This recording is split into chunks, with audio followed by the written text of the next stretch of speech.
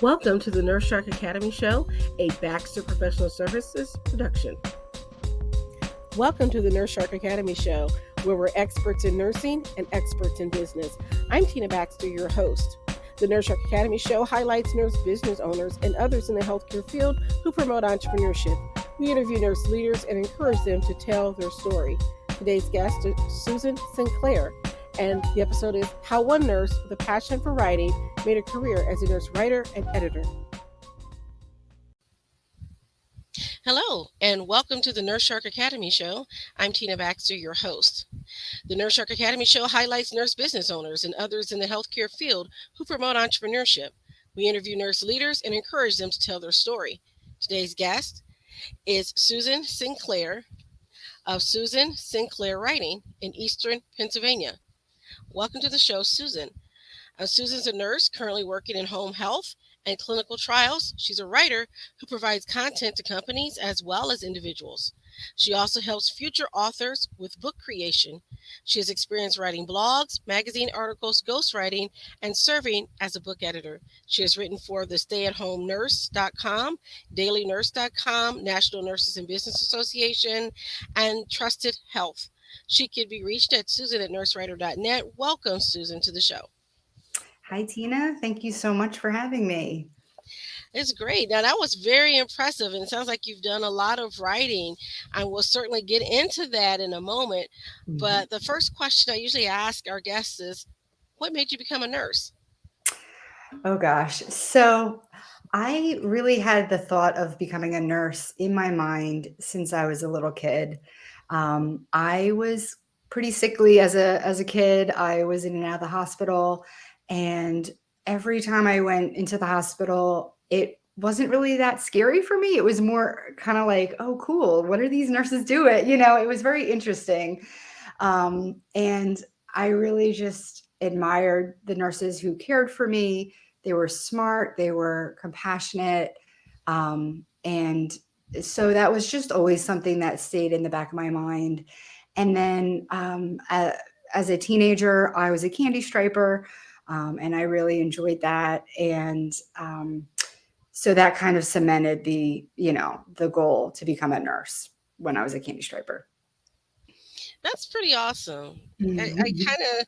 I started out as a volunteer as well in the nursing home as a volunteer and through church. And so I was always around older adults. And then my mom was in public relations and worked for a developmental home for children with developmental problems. And so we volunteered there too. So wherever my mom was, that's where we volunteered. That's how that usually worked. There you go. All right. So what was your first nursing job, out of curiosity? So it was in the hospital that I candy striped at, and during college I was a nurse's aide. So it was just all in the same hospital. They kept me, and it was on a med-surg floor. And even to this day, I have a soft spot for med-surg. Okay, so you spent a lot of time in your med-surg. How did you get into home health care and in clinical trials? Yeah. So I really, I'm willing to try anything, basically, is the short answer. I've really tried to leverage my my nursing degree and my nursing career. And, there's just so many things out there, so many specialties. So like I said, I started in med-surg, and then that turned into me becoming a float nurse. So I did go to the ER and to ICU and, the ortho floor. And then I went into the IV team, which I loved. And this was all at the same hospital. And it's a community hospital. And after IV team, I got into clinical trials through a friend of mine who worked at the same hospital, and she was in the department, and she said, I think you would really like this. So I applied, and I worked there for a little while. And after that, I briefly left the hospital I worked at a company that provided like travel advice, like kind of like insurance based Ah. sort of thing. Mhm. Um, and after that, I kind of wanted to get back to patient care and get back in the field, and so I applied for a home health position at the hospital I was at before. So it's full circle. I'm back there. But yeah, home health is great. I love it. And my PRN job is clinical trials, so I am still doing that too. Okay. Okay. And so, just so that some of our listeners who may be interested in either of those fields, Mhm. not many nurses know about how they can work in clinical trials. So, can you describe a little bit what you do Sure. and what's the nurse's role in that? Sure. Yeah, clinical trials is a really, I don't know, like underutilized. I don't know if that's the right word, but it's a field that people don't realize they really need nurses. And I draw labs, I give infusions of the study drug, I take vital signs, and then there's just a lot of paperwork as well. That is pretty specific to the trial. So how to get into the field? It's tricky. That's a good question. I had a background in med surge, so I think that helped. And also I had my friend that that kind of helped me out and suggested it. So my suggestion is, do some research, look online. There's lots of postings out there, and just don't be afraid to apply. And we have a lot of transferable skills. I mean, we have a lot of skills that clinical trials use and need. That So sounds great. yeah. So, let's back up just a little bit because I always like to hear everyone's background. So, where did you go to school? So I went to community college. I earned my associates, and as I was earning my associates, I was working as a nurse's aide, like I mentioned. Hmm. And really, it was a great setup because I was getting really good experience on the floor, working in the hospital as an aide, and that was really helping me with nursing school.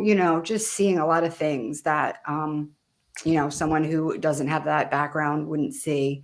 Hmm. So once I graduated with my associates, I worked full time on the med surge floor. And then I just continued to work and I continued to go to school.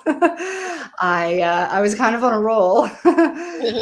So yeah, then I earned my bachelor's from Immaculata University, and again continued to work. And then I decided that well, first of all, I've always loved school, so I was interested in progressing and earning my master's. So I went to Drexel University in Philadelphia, Hmm. and a lot of it was online, which was huge. I mean, I was still able to work full time and and go to school. So I earned my master's in nursing education. So I once I earned that, I continued to work on the floors, and then I was a clinical instructor for a while, and I taught community college students and bachelor students. So that's kind of important because even as um, a nurse in clinical trials, having that master's degree, I bet was a Mhm. little bit of a help Yes, because you were used to research and protocols and things like that by that time. exactly. Yes. And it helps you to be able to teach the patient about their drugs and their protocol and what they need to do is to have that Mhm. background. Yes, it was a great move. I'm proud of myself for doing it, and I learned so much in the program that I continually use the information that I've learned. And you had that experience of working with patients previously as working as a CNA, Right. and I don't want people to miss that because there was a progression there, Yes, and you absolutely. started as a CNA, but continue to work and move forward. And that's important. And I commend you. And that's a kind of a similar path that I had as I started as a CNA Mhm. and worked up to become an RN with my bachelor's, and then went back to get my master's and postmaster's. So, I mean, Mhm. these are things that you can do if you want to. Yes, exactly. Yeah, there's so many options. If you want to progress, there's ways to do it. I mean, people are working full time and they're going to school and they're making it work. They're doing it. They're getting the degrees and they're yeah, it's great. But you had a goal. Yes. You set your intention. You had an end in mind, and then the skills that you've used that you picked up, you're using in all your different areas right now. Because I can imagine it's also helped you make you a better writer. Absolutely. And that was one of the things when I was going to school in all the different degrees. I always liked writing the papers. That was always something that I did not dread by any means. I was actually excited to, construct it, to turn it in, to edit it and then turn it in. Um, so I think I just all along I was harvesting a love for writing, and at this point, yeah, I've just kind of taken it to the next level. So, how did you pivot into your writing career? Because that's a great segue right there. So I got into freelance nurse writing through Janine Kelback. She has a program, the Savvy Scribe, and I just really literally stumbled upon it one day. I think I might have been on like nurse.com, or I was on one of the, nursing Mhm. sites. And I saw an ad for, for nurse writers, and I thought, what is that? I had no idea. And so, I enrolled in her course, and I really just learned about this whole other field that is super flexible. And that's how I sort of got my feet wet. It really just started out as a hobby, as a little side income that I would make every month or every other month. And she does help people who are in her course. She helps them with building their portfolio and, with submitting pieces to publishers and sites. So, yeah, it was a great course. Okay, great. So, how would someone who's interested in writing, how would they break into that field? I mean, Sure. obviously they could take her course, but Right. um, and there's other courses out there. But how Mhm. would someone, if they wanted to write their first piece, how would they even know what to submit to a publisher? Yeah, so that's a great question. There's a couple of different ways they could approach this. Of course, the first is you could find a course and someone will guide you, step by step. Another way is you can go on different sites, nurse.com, different professional nursing magazines, just go on their websites. A lot of them will just ask for content. They'll ask for blog submissions, or they'll ask for an article idea, and you can connect to them through that and write a piece and submit it, and see if they'll accept you. I kind of am more partial to taking a class, because you're going to learn a lot, and there is a Yes. lot to learn. Obviously it's a new niche. um, but those are like the two ways that you could approach it. Okay. Okay. And so you said also in your bio that you've done some ghost writing and serving as a book editor. How did that come about? Yeah, so I have ghostwritten, and what that's entailed is I got connected with Trusted Health. I guess I can say their name. And so I have written different like marketing things for them. Now, my name's not attached to it, obviously, because it's a ghost, I'm a ghostwriter. Hmm. But they're like a travel site, like for travel nurses. So basically they're like a match.com for travel nurses. Hmm. So they can find like their ideal job. And so I provided a lot of content for them, advertising like their different there are different specialties that are available for travel nurses, and different states that that are friendly for towards travel nurses. So that was the ghostwriting piece, and the other piece, as a book editor, I'm currently helping a colleague create and edit her book, and it's Lori Brown, and she's creating a book to market her services, and it's been great. It's really like a whole other process besides obviously the writing process. Right. And so it's just a different mindset that you go into it when you're editing. But yeah, and with my business, that's the focus, is that I want to help nurses create books and write, write articles and get their message out there, because we have a lot nurses have a lot to say, and Yes. rightfully Yes. so. So my other question is, when are you going to write your book? Good question. Well, that's my question for all the listeners. When are they going to write their book? But yeah, that date is to be determined. Okay. I just thought I'd put that plug in there. Love it. Yeah. Okay. All right. And so, when you're helping, it could be any type of book, fiction, nonfiction. Are you specific about your genre? So the genre is nonfiction. So yeah, I want to help nurses and entrepreneurs. They don't have to be nurses, but entrepreneurs that want to spread the message about their business, about what worked for them in their business, and then certainly, of course, nurses. I want to support and help them. And for some people, writing is intimidating. Some people do not like writing, and some people just don't have time to write. So those are the two, big factors that I want to help with, and I want to make it easy, and I do make it easy for people to write and get their book out and get their book done. Now, do you also help with the publishing aspect? So I can guide them to ebooks, to e-publishers, and there's a lot out there. There's tons of companies. Amazon is, I guess, the biggest, the one that everybody knows. But there's other companies out there that will give you a quick turnaround on your book, and an ebook is very accessible for people.